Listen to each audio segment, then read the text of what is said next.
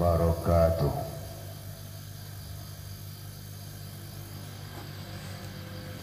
Bismillahirrahmanirrahim.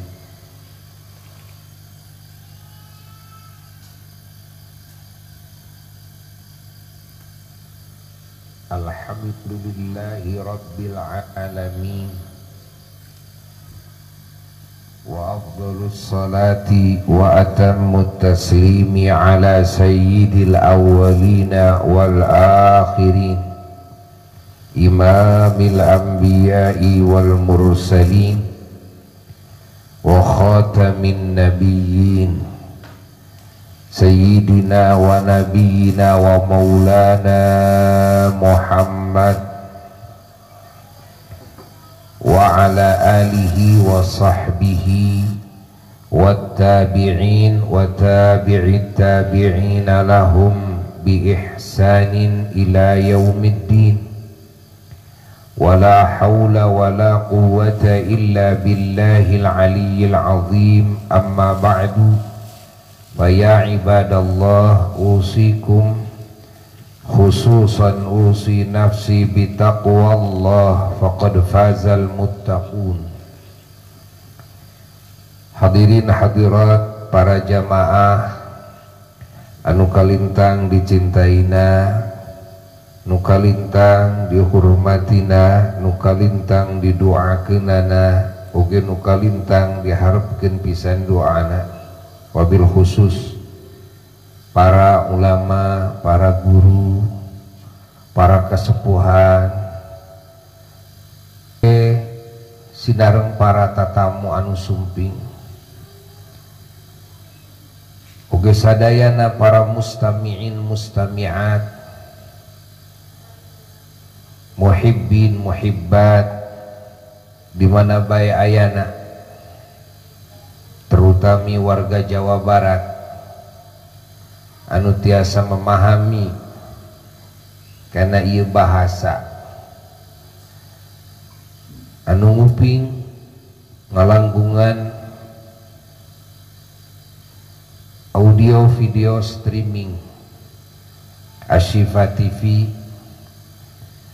anu mudah-mudahan urang sadayana ku ayana ieu gempangan anu mulia, muga urang sadayana sing dihujanan ku Allah kalayan hujan welas asihna, kalayan hujan barokahna, kalayan hujan pangampurana, kalayan hujan ridhona, kalayan hujan cintana, kalayan hujan ijabahna, kalayan hujan pituduhna sareng pitulungna, kalayan hujan anugerahna sareng kanikmatanana, kalayan hujan kasalametanana sareng kabahagiaanana, kalayan hujan kauntunganana sareng kamulyaanana.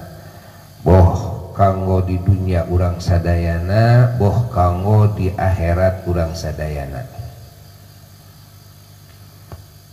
Alhamdulillah dina ieu sonten kabingah urang, masya Allah,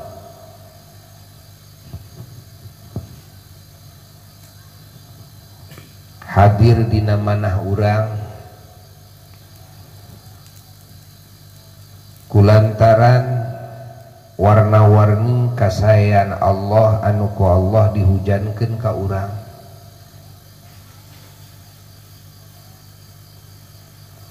Terutami di mana ku urang teras dilenyepan, semakin ku urang dilenyepan kasayan Allah ka urang, welas asih Allah ka urang, dedeuna Allah ka urang, maka manah urang bakal semakin pinuh ku rasa bahagia, pinuh ku rasa bunga. Sabab ati bungah nate hanya bila mana ningali jeung ngarasakeun anugerah, ningali jeung ngarasakeun nikmat. Lamun ati ningalina kana musibah, maka ati teh jadi ngerut, ati urang teh jadi galau, hati urang jadi stres, hati urang jadi bingung, hati urang jadi sedih, di mana hati ditutupkeun karena musibah. Oke, di mana hati ditutupkeun karena musibah, maka hati bakal lolong karena saabrek-abrekna anugerah.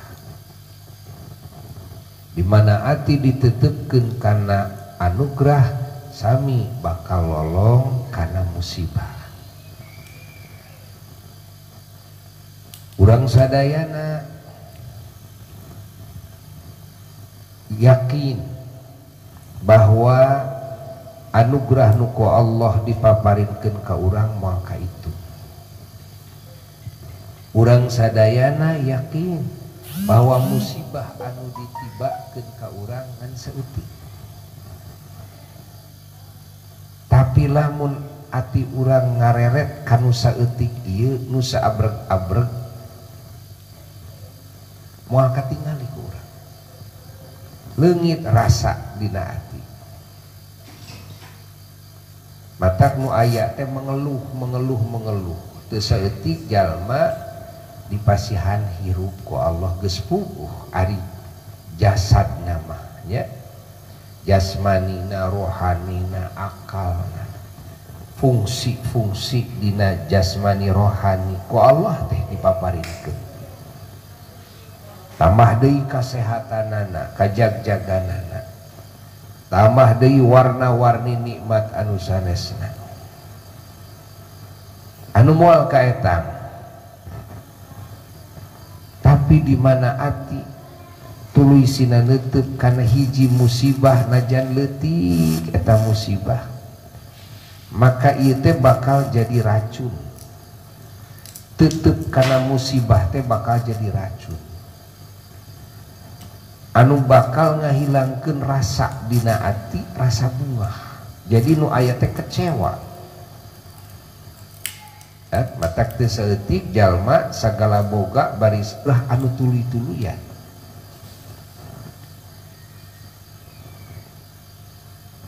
Di mana ati ditutupkeun kana anugerah tong boroma anu ya pohara kieu lah anu urang moal bisa nyieun. Aya beja ka urang kan si anu cenah rek mayar hutang atau henteu. Hutangna sabaraha? Teu loba ngasakur 1 juta. Si anu cenah ngadenge beja bieu teh rek mayar hutang ka maneh. Begitu urang ngadenge can narima kana leungeun urang. Duit nu 1 juta teh tapi hate geus leuwih teu heula atoh. Kumaha karosna atoh? Spontan bibir ngucapkeun naon? Alhamdulillahirabbil alamin. Karasa teh nyerecep tina mimiti ujung rambut nepi ka dampal suku. Eta bunga minuhan alam ati jeung minuhan badan. Nepi ka wajah berubah tina tadina cakueum ya kita cakueumnya nepi ka berbinar-binar padahal ukur kakarak naon beja ya bari ukur duit menang nyeun jelema duit mah pan urang mah bisa nyieun urang mah bisa nyieun sehatnya mah bisa nyieun warna-warni anu moal urang ngarenghak tuluy mah bisa nyieun eta naon udara moal oksigen deui mah bisa nyieun urang mah teh sakalian nyieun tiruanana oge geuningannya oksigen sabaraha puluh juta teh nika sapoe teh juta kan tapi kan teu sanggup bayaran oksigen mah kajeng keneh pae heuh nyangakeun sadaya-daya kitu. Padahal ya oksigen nu leuwih alus nu leuwih bersih sapopoe saku peuting da teu dipenta ku pangeran teh sugan saperak ya Allah. Cager mah bisa nyieun urang, pinter mah bisa nyieun, moal mah bisa nyieun, ya, hirup mah bisa nyieun, jag-jag mah bisa nyieun. Allah, ieu sakabeh fasilitas nu ku urang dipake kenging Allah, kenging ngadamel Allah, kenging nyayagikeun Allah. Anu urang teu bisa nyieun teh, ya. Tah lamun ku urang dilenyepan, aya naon dina ati urang atuh? Aing ngadenge kakara kabar anu rek merek mayar hutang ka urang 1 juta nepi ka eta bungahna. Masya Allah. Ngadenge wa beja teh ta salat subuh ngadenge beja teh. Aing dek mayarna iraha cenah engke jam 10 peuting cenah. Da eta bungahna ge ti jam ti ta salat subuh nepi ka jam 10 peuting teh bungah teh teu eureun. Allah. Bari meunang yang jelema duit teh kertas. Jelema nu nyieun hargana gitu kan, menangnya jelema ya kertasnya gitu kan. Toge eta masya Allah ati urang bungahna.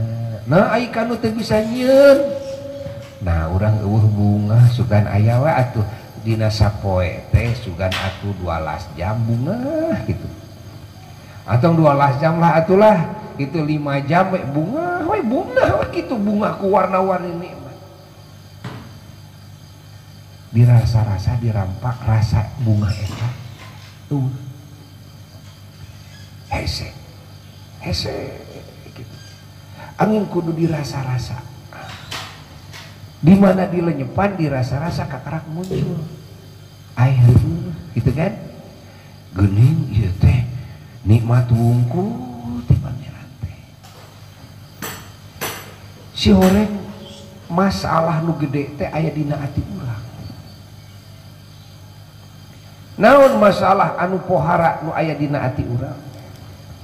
Hiji kan tara eling ka pangeran, 2 tara eling kana kahadean pangeran.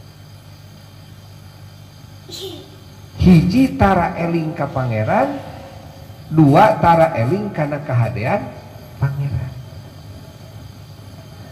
Dumawi ku Allah dipiwarang urang teh eling. Bahasa agama mah zikir. Dawuhan Allah Ta'ala dina Quran, a'udzu billahi minasyaitonir rajim, bismillahirrahmanirrahim, fadhkuruni adzkurkum washkuruli wala takfurun. Dawuhan Allah, sadaqallahul aliyul azim. Fadhkuruni, hesa kabeh hamba-hamba kami aranjeun kudu areling ka kami. Adzkurkum, maka pasti kami ge bakal eling ka maraneh. Washkuruli, jeung aranjeun kabeh kudu sarukur ka kami. Wala takfurun, omat ulah nepi ka kufur kana nikmat kana kahadean kami. Ieu parentah Allah anu kacida tegasna ka urang. Cida tegasna ka urang. Hiji kudu eling, kadua kudu syukur, ulah kufur. Sabab permasalahan jelema, permasalahan makhluk ya, di dinya tak kuncina teh dina eling jeung dina syukur. Kuncina di dinya. Salametna jalma di mana eling jeung syukur. Cilakana jalma pangna jadi pengeusi neraka teh nyaeta we karana teu areling jeung karana teu salukur sakitu. Ya. Maka Rasulullah sallallahu alaihi wasallam imamud dzakirin wa imamus syakirin, imamna sadaya ahli zikir, ahli eling, imamna sadaya ahli syukur. Junjunan alam Rasulullah sallallahu alaihi wasallam hari-harina pinuh ku zikir sareng pinuh ku syukur. mantena ngajarkeun ka para sahabatna ka ahlul baitna minuhan hari-hari dina kahirupan ku zikir sareng ku syukur. Dugika Rasulullah sallallahu alaihi wasallam netepan saking lami anjeunna dina netepana jeung saking seueur rakaatna.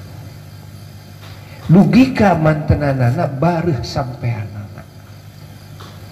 Da ari salatna siga urang mah moal bareuh aya lain ti gedor mah. Ya kan? Bareuh sampeanana cik naon pangna bareuh eta saking lami aing ngadeg lami gitu kan, ari ruku lami, ari sujud lami, ari bacaan Quran mah komo ya lami tas lami teh seueur deui kan sehingga baru sampean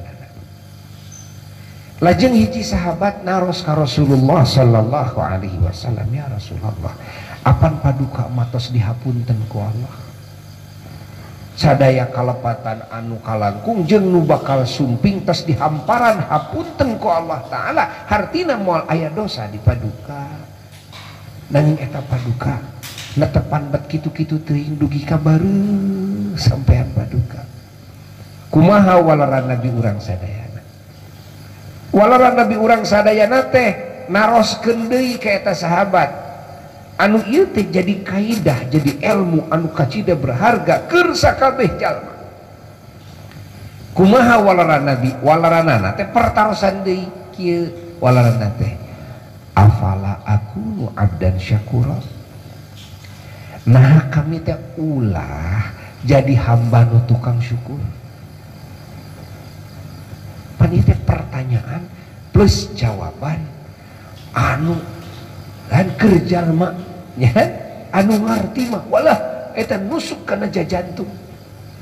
Rasulullah ngawalarna teh kitu afala akunus abdan syakura kami teh ulah jadi hamba anu tukang syukur.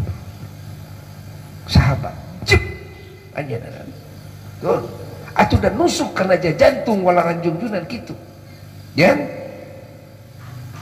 margi walaranana pertarosan deui ongko anu pertarosan teh ieu teh hartosna urang kudu ngoreksi kana kaayaan ati urang ari urang anu saabrek-abrek meunang nikmat ku Allah Ta'ala sok eling ka Allah Ta'ala sok syukur ka Allah Ta'ala kan kumaha sikep urang nu dipaparina nikmat kudu maparina nikmat pan sikep teh urang teh kudu syukur. Ayo nu maparina nikmat nah teu eureun-eureun pan urang teh kudu tuluy teu eureun-eureun syukur teh salah sawiosna bentuk syukur junjunan mah nyaeta bentuk syukurna teh netepan munajat deui ka Allah muji ka Allah nasbeh ka Allah ngagungkeun asma Allah pan salat teh kitu salat teh numawi junjunan alam Rasulullah sallallahu alaihi wasallam mantanana nguningakeun bahwa kanikmatan mantanana di dunia teh nyaeta ku salat mantena nguningakeun wa ju'ilat qurratu aini fis salat kanikmatan kami mah ku Allah didamel dina salat nyambung sareng hadis anu neme ye naon pangna nikmat apan junjunan dina salat anteng neuteup kana kasayan Allah anteng emut ka Allah nu maparinan warna-warni kasayan nu teu aya lirena sehingga dina saat ati neuteup ka pangeran neuteup kana kasayan pangeran maka otomatis hati bakal bunga bakal nikmat bakal bahagia kan otomatis eta matak pantes junjunan nikmat nate dina salat ai urang mah pahitna dina salat tibalik naon sababna apan atina ge tara neuteup ka Allah tara neuteup kana nikmat Allah paparin Allah kasayan Allah kan ya ieu mah kewajiban lah perintah Allah gitu kan salat kitu kapeng-kapeng era atuh manya kuno sejen gitu kan disebut tuh sholat gitu sebenarnya mung sholat ya gitu kan lamun nu ngagorengkeun makana teu sholat sigana teh mending keneh milih teu sholat gitu kan. Nah jadi sholat teh digugusur siga aya rantai we dina suku mendek sholat teh esod gitu kan gitu dah rek salat kumaha eta rek salat subuh ada ya gitu kan. Nah lain salat subuh salat lohor gitu salat asar gitu kan mau salat lohor mah keur kagok digawe aya salat asar gitu atuh da kakarak dibalik digawe keur capeken kan aya salat maghrib bakal ge ka imah atuh lah rek rebaan gitu kan aya salat isya geus mimiti tuluh eta salat isya mah kan karasa berat ka salat teh karasa naon jadi berat teh ati we teu ngareret ka Allah ati teu ngareret kana saabreg-abregna karunia ti Allah taala nuwi Allah subhanahu wa ta'ala masihan kunci kasalamatan kabagjaan kamuliaan jeung kunci kabungahan ayana dina dua salamet bagja mulia jeung bunga ayana dina dua hiji dina eling ka Allah dua dina syukur ka Allah eta parentah Allah luar biasa mun dilenyepan ku urang cobi lenyepan ku urang dawuhan Allah kan dua fadkuruni aranjeun kudu areling ka kamu adzkurkum ke kami ge eling ka marane Allah washkuruli aranjeun kudu salukur ka kami ya wala takfurun umat ulah kufur jadi parendahan Allah dina eta ayat mung dua hiji kudu eling dua kudu naon dua kudu syukur Masya Allah.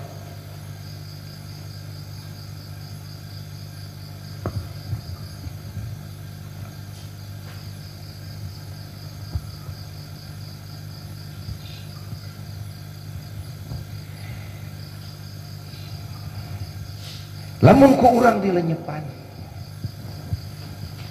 bahwa dua kunci kasalamatan kabagjaan kemuliaan kebahagiaan ayana dina zikir dina eling jeung dina syukur laras pisan dah kunci nama ngan dua kunci nama di mana urang eling ka Allah urang teh eling kadat anu maha sampurna eling kadat anu maha suci tina sadaya sifat kekurangan eling kadat anu nyiptakeun urang oge anu ngahujankeun warna-warni nikmat ka urang anu nyayagikeun sagala fasilitas kebutuhan jeung kahayang urang timimiti urang didamel ruh memeh didamel jasad nepi ka urang dina jero rahim nepi ka urang di dunya nepi ka urang di kubur tuluy nepi ka di akhirat sagala fasilitasna disayagikeun ku Allah sakabeh wasilahna pelantarana kabeh disayagikeun ku Allah keur urang emut ka Allah adalah emut karena sadaya kasayang Allah emut ka Allah adalah emut ka pangeran nu mangeranan sakabeh alam semesta lain ukur nyiptakeun wungkul lain ukur ngurus wungkul tapi oge nu mangeranan sakabeh alam semesta hartina urang eling ka pangeran eling ka zat anu salamina ningali ka urang salamina nguping kana sagala suatu urang Alam ati urang, gerentes-gerentes ati urang dikuping ku Allah, ditingali ku Allah, salamina nyaksi ka urang. Hartina urang eling ka pangeran, eling ka Zat anu maha kawasa, nu kakawasaanana teu terbatas.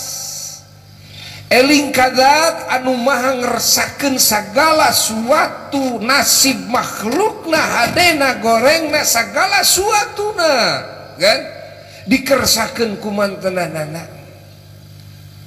Hartina eling ka Allah adalah eling ka Zat anu mana urang sadayana aya di payuneun mantenanana. Di mana bae urang aya, iraha bae urang aya, keur kumaha bae urang aya, hartosna urang eling ka pangeran adalah eling ka Zat anu ngalungsurkeun wahyu, yakni ngalungsurkeun hidayah pituduh, oge nu ngutus para utusanana. Tiwit Nabi Adam alaihi salatu wassalam dugi ka Nabi urang sadaya Kangjeng Nabi Muhammad sallallahu alaihi wa alihi wasallam, anu mana ieu wahyu Allah pituduh Allah, karunia Allah anu jadi wasilah kasalametan, kabagjaan, kamuliaan urang di dunia nepi ka surga abadi di surga. Kuasilah pituduh Allah, wasilah urang ngikuti kana pituduh Allah. Naon anu kudu dilakonan ku urang, naon nu ulah dilakonan ku urang, kan eta ieu wahyu Allah, nyaeta dinul Islam, nyaeta agama Islam teh. Nu di jerona nyaeta iman, Islam jeung ihsan, anu di jerona nyaeta ilmu anu sakral, pengetahuan anu sakral, anu suci, nu bener, anu sumping nanti Allah, lain produk malaikat, lain produk rasul, lain produk akal, lain produk makhluk, murni ieu ilmu teh ti Allah nu nyiptakeun alam semesta. Allah oge agama adalah amal-amal anu soleh, perilaku-perilaku anu soleh, anu manfaat keur urang, manfaat keur nu sejen, anu jadi keberkahan keur urang, keberkahan keur nu sejen, nu jadi kasalamatan, kauntungan, kamuliaan keur urang, kamuliaan, kauntungan, kasalamatan, kabagjaan keur nu sejen.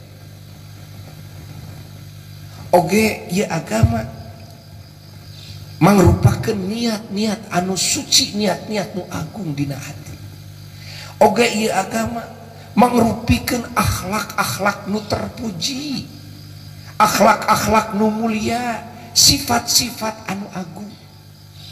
Oge ieu agama mangrupikeun ucapan-ucapan nu kalintang saena, kalintang sucina, kalintang muliana, nu disebut kalimat thayyibah. Ta ieu agama ieu. Ya. Ieu agama adalah mangrupakeun aturan anu ngatur sagala sendi kahirupan manusia jeung bangsa jin, supaya jalma-jalma jeung bangsa jin ngaraih kasalametan, kabagjaan, kamuliaan nu hakiki, ngaraih ketenangan, ngaraih kebahagiaan, ngaraih keamanan, ngaraih kesehatan, ngaraih kekuatan, ngaraih kecerdasan, kan? Ngaraih segala kasayan, ngaraih sakabeh kamaslahatan di dunia, kamaslahatan di akhirat. Tadi disebut ya, agama teh ya, aturan dina cara urang gaul sareng Allah, aturan dina cara urang gaul sareng Kangjeng Nabi Muhammad sallallahu alaihi wasallam, aturan dina cara urang gaul sareng para kakasih Allah, para nabi, para rasul, para malaikat alaihimus salatu wassalam, para wali-wali Allah, para ulama Allah, para syuhada, para solihin, jeung umumna muslimin muslimat, mukminin mukminat, kan? Oge gaul jeung papada jalma, rek muslim rek non muslim oge gaul jeung makhluk Allah, gaul jeung satu hewan gitu kan, gaul jeung tatangkalan, gaul jeung lingkungan, jeung tanah, jeung hawa, gaul urang teh kan, gaul urang nu hade ya, jeung rizki anu ku Allah dirizkikeun ka urang, gaul jeung diri urang sorangan kan, gaul jeung awak, gaul jeung ati urang kan, gaul jeung alam dohir, gaul jeung alam gaib, hatta urang gaul jeung ahli kubur, sabab ajaran Allah ajaran pergaulan anu menyeluruh. Bahasa agama mah pergaulan teh muamalah, muamalah teh bahasa urang mah pergaulan, gaul kan. Moal tai kuku nana gaul ayeuna anu disebut anak gaul ku para pemuda pemudi kiwari, kami anak gaul mata satai kuku nana moal dibandingkan cara gaul nu diajarkan ku Allah, nu diajarkan ku Kangjeng Nabi Muhammad sallallahu alaihi wa alihi wasallam. Muamalah ma'allah, muamalah ma'a jami'i khalqillah, muamalah hatta ma'a nafsihi Allah. Ini ajaran Islam.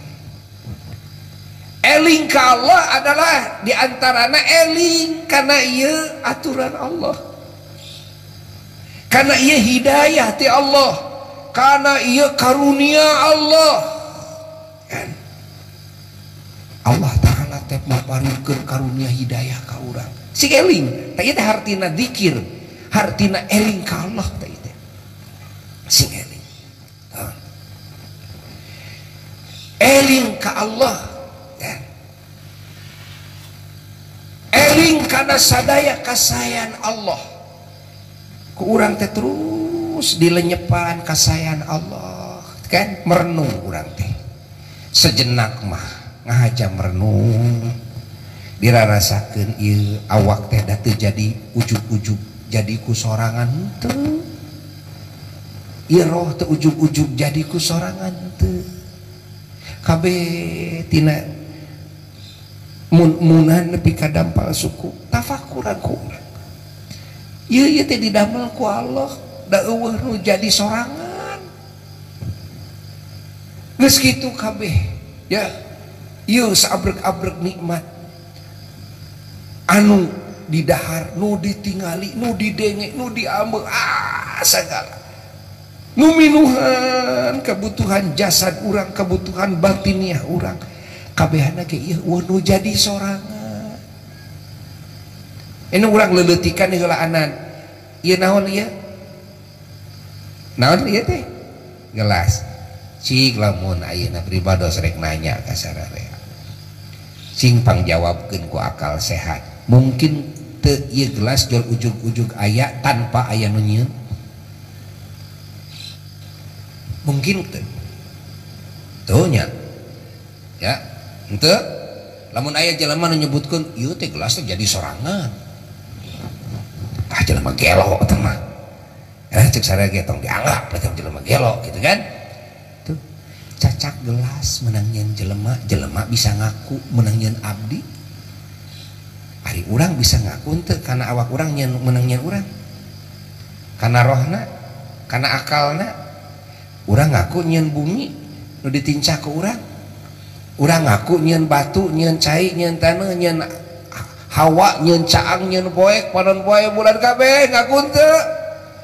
Aya jelema nu bisa ngaku, aya nu bisa ngaku menang nyen abdi, aya nu bisa ngaku teh aya moal aya. Meusing Firaun ngaku jadi pangeran moal aya. Mun Firaun ditanya, Firaun ari anjeun kungsi nyeun anjeun teu kan, moal wanieun tapi Firaun nyebutkeun oh kuring menang nyeun kuring moal wanieun tong borok kitu cenah ieu iblis we iblis nu bisa nyasarkeun ka jelema, iblis we iblis teu kan teu wani nyeun ngaku nyeun mah naon sababna dajol katingali bohongna tuh kan teu wanian ieu ayeuna urang Nasrani mun ditanya ku urang Nabi Isa teh cenah pangeran kan cek urang Nasrani sawareh eta mah da teu kabeh Nasrani kitu patekadanana henteu tasrat Nasrani nu benerna mah teu kitu Nabi Isa teh hamba Allah we utusan Allah kakasih Allah. Nah mun ditanya kabeh Nasrani kaum Nasrani nu nyebut Nabi Isa sebagai pangeran dek nanya ai Nabi Isa ngadamel diri Nabi Isa nyalira ku anjeunana moal aya Nasrani anu wani nyebutkeun Nabi Isa nyieun sorangan moal aya najan ngaku disebut eta teh pangeran eta mah pengakuan we kan catat teh urang apa cenah Nabi Isa tiasa ngadamel manuk cenah tina taneuh kepel-kepel ngaos bismillah langsung jadi manuk ayeuna mah tong nyariskeun ngadamel manuk Nabi Isa na we ngadamel anjeunana teu kan henteu tuh lamun nyieun diri sorangan wae teu bisa komo nyieun batur ieu sadayana aya nu ngadamel kenging Allah sadayana tak urang hartina emut ka Allah teh emut karena sadaya kasayaan Allah emut ka Allah hartina zikir ka Allah emut karena maha kawasaan Allah ieu tah bukti kakawasaan Allah teh tina diri urang nepi ka nu katingali nu kasaksi ku urang malah nu teu kasaksi ku urang nu ukur beja kan emut ka Allah emut karena maha ngersakeunana Allah kana segala suatu perkara makhluk emut ka Allah emut karena yen Allah teh teu liren-liren Allah Ta'ala ningali kana segala suatu makhlukna nguping kana segala suatu makhlukna kan uninge kana segala suatu makhlukna tah eta emut ka Allah nu disebut dikir teh kitu dikir teh elingna ati lain ucapan letah mah ieu bisa disebut dikir lamun eta ucapan teh bener kaluar tina dikirna ati lamun letah ucapanana rupana dikir tapi atina poho ka Allah Ta'ala lain dikir eta teh keur ngalinur kan aing ngalinur atina eling jumlah ka jauh ngomong ke mana-mana we nu ngalinur ngaran kan jadi dikir nu ngalinur eta mah la ilaha illallah la ilaha illallah la ilaha illallah gitu kan dikir nu ngalinur Allah Allah Allah Allah subhanallah subhanallah subhanallah dikir nu ngalinur kan soteh disebut dikir lamun ati eling beletuk we diucapkeun gitu kan eling ati teh kuletah tah jadi eta jadi la ilaha illallah jadi subhanallah jadi Allahu akbar jadi gitu kan alhamdulillah jadi la haula jadi anu eta tina ati kakarak eta disebut dikir ai dikir nu pokok dikir ati ai dikir letah dikir cabang gitu kan komo budak gideg mah da gideg mah lain dikir gideg mah lain dikir hayang we ngagideg meh geunah heueuh bae dah hese geuningan ai dikir la ilaha illallah komo bari tarik bari ngejengjen urang teh as jiga patung asa dibeungkeut apa teu geunaheun gitu kan la ilaha illallah la ilaha aduh asa urat teh ieu teh nya itu kan geunah la ilaha illallah la ilaha illallah aduh enak urang gitu kan nya ngan ieu mah da budak gideg mah lain ya kan budak gideg mah lain ieu mah tak heuh ngan milu kitu ngiringi anu keur eling ka Allah ya kan tapi ari ngiringi eling ka Allah mah da kadang cicing gitu kan kadang usik gitu kan ya hepek eta mah teu masalah ngan nu pokok da lain eta nu pokok mah lain ati eling teh ka Allah kumaha hartina eling ka Allah ari eling ka Allah teh lain nyebut jenengan Allah Allah Allah Allah dina ati teh kitu Allah Allah Allah Allah Allah Allah Allah han tapi kitu menang 1000 menang 10.000 Allah Allah Allah lain kumaha disebut eling inget kumaha inget urang inget tak kitu inget ka Allah nu bieu teh inget ka Allah Masya Allah gitu kan emut kana kasayan Allah emut kana Masya Allah kakawasaan Allah kersana Allah emut kana maha uningana Allah maha ngupingna Allah emut kana gitu kan maha ninggalna Allah emut kana maha ngadawuhna Allah emut kana kan parentahan Allah urang teh timimiti udang sare kudu kumaha ceuk Allah ulah kumaha ceuk Allah tak kita eta teh emut ka Allah kan urang rek ngaleut teh kitu tuh barang rek ngaleut ku pandangan kenca teh kan tah eta teh teu inget ka Allah dan nu inget ka Allah mah moal kitu kan inget ka Allah mah ku katuhu kan barang rek le ku urang bari ngadeg barang tuang bari ngadeg bari lelempangan teu emut teh ka Allah mecing maca bismillah oge ya kan da jelema nu emut ka Allah mah bakal emut kana aturan Allah kumaha ari adab-adaban ngaleueut jeung tuang adab-adaban teh tong bari nangtung kan bari calik kan lamun di jalan oge bari bade ngaleueut kitu heueuh dongkowe heulaanan cingogo heula kitu tah jadi ya bagian tina dikir ka Allah teh si horeng diantarana emut karena sadaya aturan Allah dina hirup naon ieu nu kudu dilakonan ku urang ayeuna naon ulah dilakonan ku urang nepi ka bade kulem kudu kumaha jeung ulah kumaha ta ieu teh kan sadayana aya dina harti eling ka Allah malah dawuhan Imam Jalaluddin As-Suyuti dina tafsir Jalalaina dina ngamaknaan dawuhan Allah wala dzikrullahi akbar demi ari zikir ka Allah ari eling ka Allah eta akbaru eta kacida tohagana wah kacida tohagana kumaha teh hartina kieu dawuhan Imam Jalaluddin As-Suyuti mah ae wala dzikru ahkamihi akbaru hisnan kan kieu hartina teh ya demi ari eling kana aturan-aturan Allah dina hirup ya urang teh kudu naon kan ulah naon eling sehingga sagala dilakonan teh sesuai jeung parentah naon nu dijauhan sesuai jeung larangan kan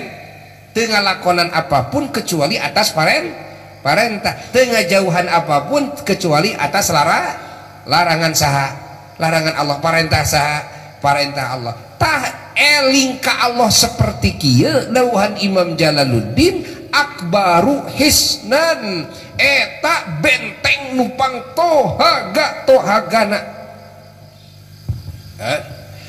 kali deui eta teh benteng anu pang tohagana benteng tina naon benteng tina setan benteng tina naon benteng tina kagorengan hawa nafsu benteng tina naon benteng tina tipuan dunya benteng tina naon benteng tina seuneu narakana Allah kan benteng tina naon benteng tina warna-warni kagorengan anu kagorengan ieu lahir sababiyah ngalalaikeun parentah Allah jeung sababiyah ngalakonan larangan Allah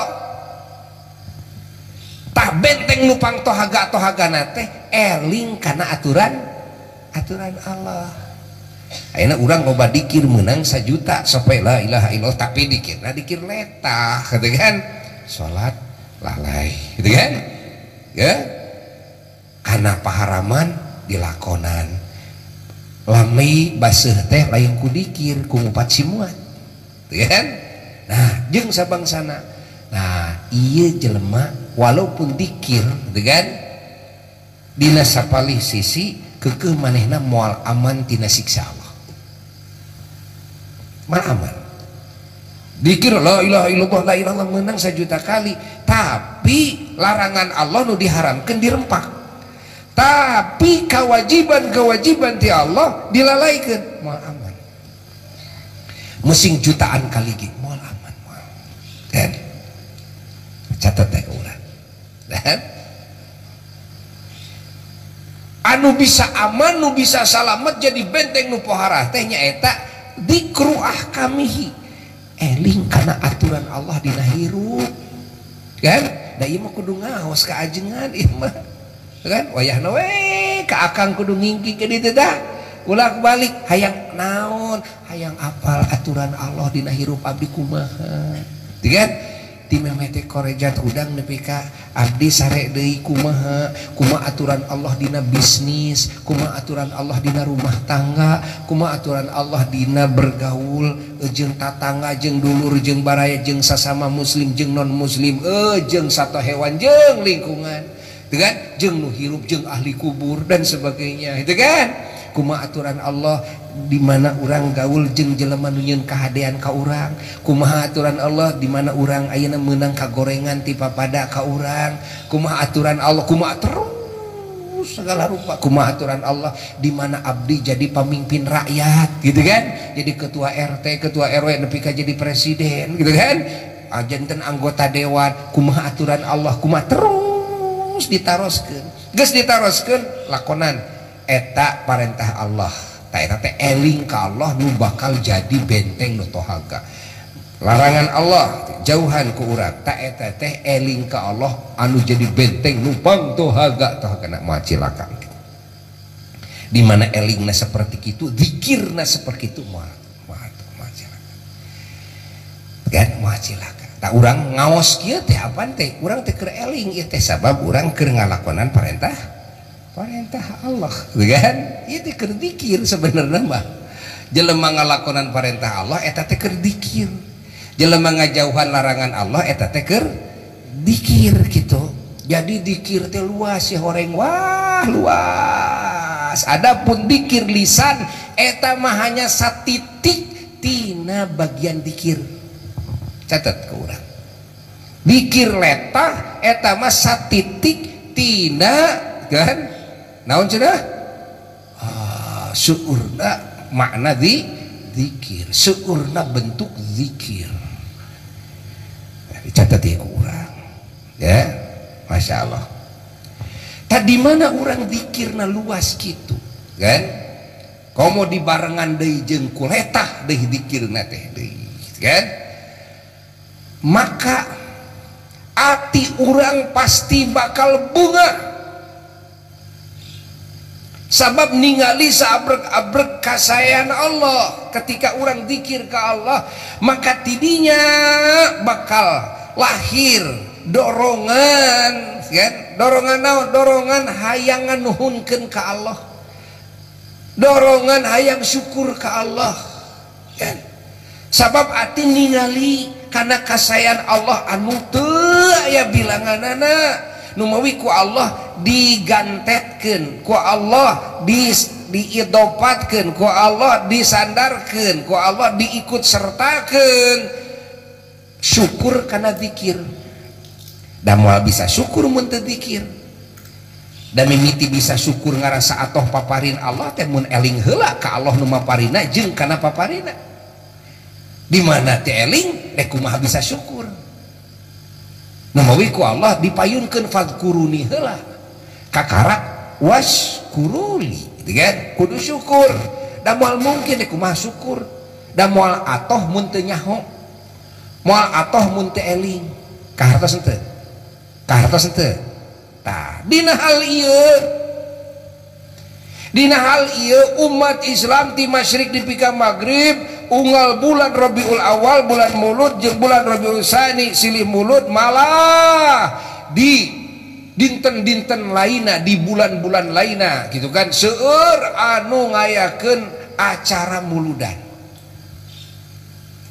termasuk ayeuna ieu sahibul bait ya Pak Haji Enceng dengan sakulah warga ya hayang ngiring muludan naon ari muludan teh ieu muludan teh sawareh maknana muludan teh nyaeta syukur ka Allah ku ayana Allah maparinkeun hadiah anu pangmahalna anu jadi sumber kabeh kahadean pikeun manusia jeung bangsa jin khususna oge pikeun sakabeh makhluk pada umumna naon hadiah ti Allah teh nyaeta tatkala dilahirkeun Kangjeng Nabi Muhammad sallallahu alaihi wa alihi wasallam ka alam dunya ieu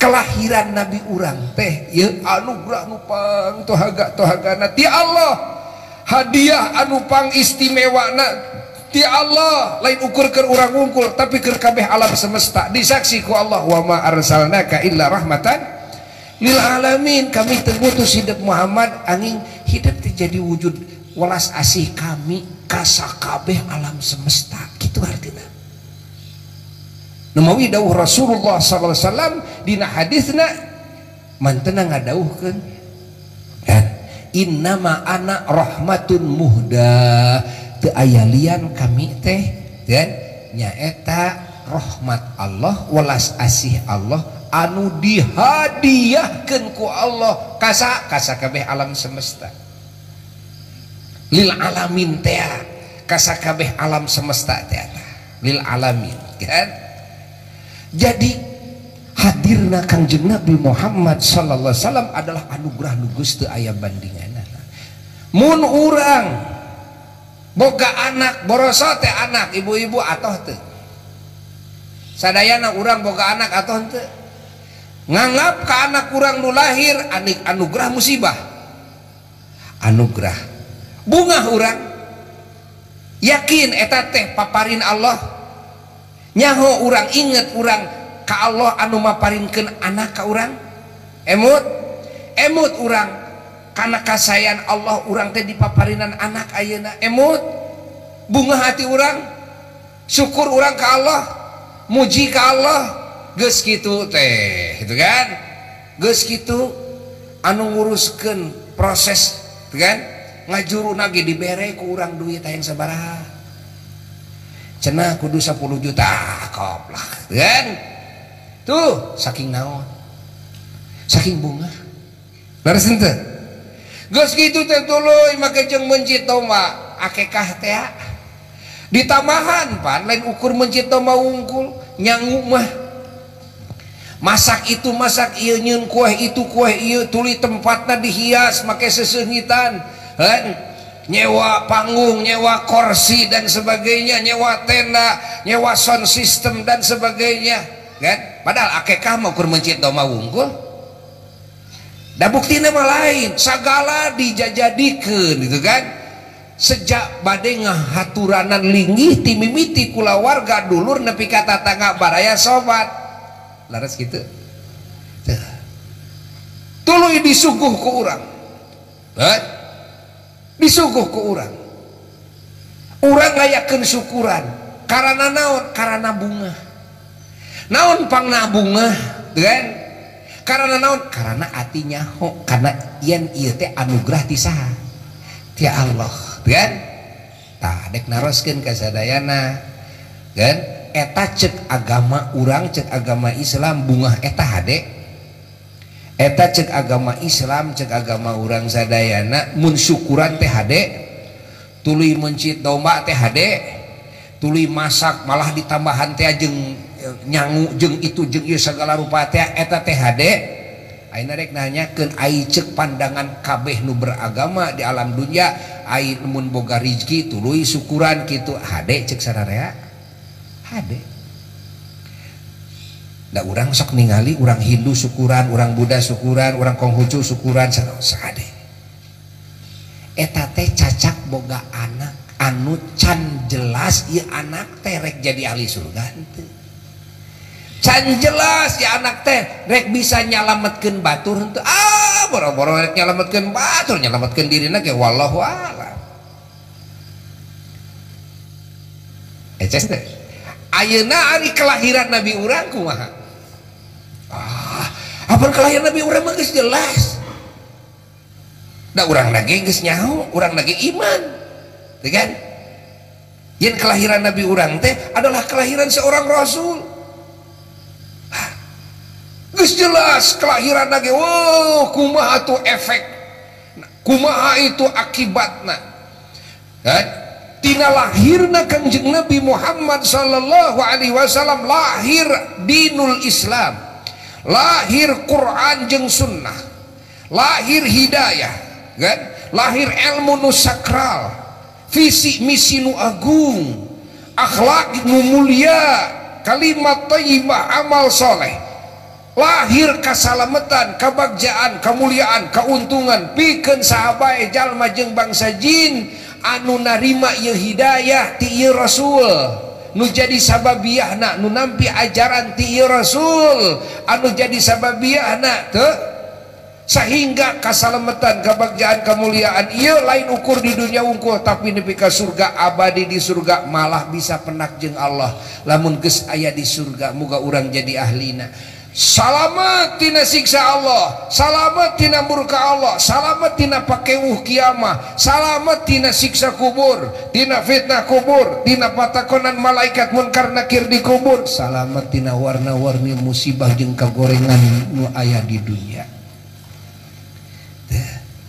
karena naon karena nampi hidayah nampi ajaran teh ti saha ieu ajaran teh lahiriahna sababiyahna nyati Kangjeng Nabi Muhammad salam oh jadi lamun urang salamet teh sababiyah saha atuh nya Kangjeng Nabi mun urang ka surga sababiyah saha nya Kangjeng Nabi mun urang untung urang mulia sababiyah saha nya Kangjeng Nabi urang jadi jelema mukmin muslim urang jadi ulama urang jadi mati syahid jadi syuhada urang jadi jalma soleh urang mun jadi wali nya sing ingat sababiah saha nya Kangjeng Nabi atuh lantaran Kangjeng Nabi aya salat aya puasa aya zakat aya aturan hirup nu agung lantaran saha nya Kangjeng Nabi aya majelis taklim aya majelis sholawat aya sholawatanana oge lantaran saha nya Kangjeng Nabi aya masjid aya pasantren Islam madrasah Islam universitas Islam Allah lantaran saha nya lantaran Kangjeng Nabi nu jadi sababiah mah Kangjeng Nabi weh hakikatna mah ti Allah kan di mana urang hamba Allah ngareret karena anugerah kelahiran Kangjeng Nabi Muhammad sallallahu alaihi wasallam memandang bahwa kelahiran junjunan alam adalah anugerah ti Allah nupang tohaga-tohagana anu ku Allah didamel wasilah naon wasilah segala keselamatan kabagjaan kemuliaan keuntungan khususna pikeun jalma jeung bangsa jinu iman umumna wasilah rahmat keberkahan pikeun sakabeh alam semesta rahmat pikeun sakabeh alam semesta disaksi ku Allah wa ma arsalnaka illa rahmatan lil alamin ya di mana jalma geus memandang karena kelahiran Nabi seperti itu maka atina pasti bakal bunga di mana atina bunga geus kitu maka bakal aya dorongan hayang syukuran ya tah muludan teh ieu syukuran dilahirkeun junjunan lain dilahirkeun anak urang nu can karuhan teh lain tapi dilahirkeun anak junjunan abdi jadi hamba nu iman teh lantaran mantenanana nuhun Gusti urang tuli ngondang dulur ngondang tatangga norang baraya sok ainya puncat pencit mencit sapi mencit domba mencit naon lah kainya nyin kadaharan hias tempatna ieu tuh kan ondang kabehanana Masya Allah kan saking naon saking bunga ya bunga ku dilahirkeun anak junjunan alam Rasulullah salasa nu jadi wasilah segala kahadean anu ditampi ku urang ti Allah tas muludan teh keur syukuran ka Gusti ya paham teu matak sakabe umat Islam ti masyrik nepi ka magrib eueuh nu beda pendapat ya. Muludan mah good, muludan mah hade cek sararea, muludan mah diganjar luar biasa cek sararea. Sabab la in syakartum la azidan, nakupan syukuran bakal ditambah-tambah nikmat ku Allah, di mana urang nyukuran kana paparinti Allah. Ainu disyukuran ku urang dina muludan saha adalah junjunan alam Rasulullah SAW. Adi junjunan teh saha adalah sumber segala kahadean anu ku Allah disebar ka sakabeh ciptaanana, terutama keur urang anu beriman. Berarti nyukuran lahir Nabi adalah nyukuran kabeh kahadean jeung kabeh rahmat anu ku Allah disebarkeun ka sakabeh alam semesta. Mun kitu maka janji Allah la azidannakum, rek nambah-nambah nikmat kan, maka segala nu disyukuri kan ku Allah nikmatna rek ditambahan. Matak jalma anu muludan didauhkeun ku para wali barokahna rahmatna oge ganjaran ti Allah geus moal aya makhluk anu mampu cenah ngitungna. Makhluk mah anu bisa gitu. Naon sabab da nyukuran kabeh atuh. Mun urang boga imah tulis syukuran hade cek sararea ge. Apan ukur imah nu disyukuran teh lain? Cager gering gitu kan syukuran. Apan ukur cager nu disyukuran teh lain? Gubrak boga anak syukuran. Apan ukur anak nu eta nu disyukuran teh kurang teh sanes? Boga jabatan urang jadi kepala desa ge gitu kan? Tulis syukuran, traktir gitu kan? Oh iya saha para pendukung gitu kan? Traktir pan hade cek sararea oge. Ngaran syukuran mah hade. Tapi kan sakitu nu disyukuranana. Ai syukuran lahir Nabi sakumaha nu disyukuranana. Wah, geus moal ka itu. Moal ka itu ieu. Nu matak piganjaraneunana walasan ti Allah nage la azidannakum geus moal ka itu. Moal ka itu, moal ka itu.